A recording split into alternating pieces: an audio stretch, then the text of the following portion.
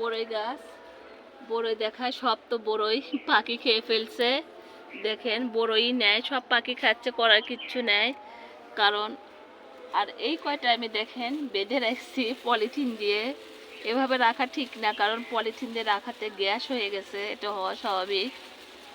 আর এই দেখেন মাশাআল্লাহ আলহামদুলিল্লাহ, কয়টা বেঁধে রাখছি, পাখি রাখে না, খেয়ে ফেলে দিচ্ছে। আর এখান থেকে একটা খেয়ে আপনাদের সাথে আসেন শেয়ার করি সুন্দরভাবে। আরো বড় হবে আর অনেক সুস্বাদু, কিন্তু পাখি কাঠ বিড়ালি সব শেষ করছে। মুছে নেই, বিসমিল্লাহ।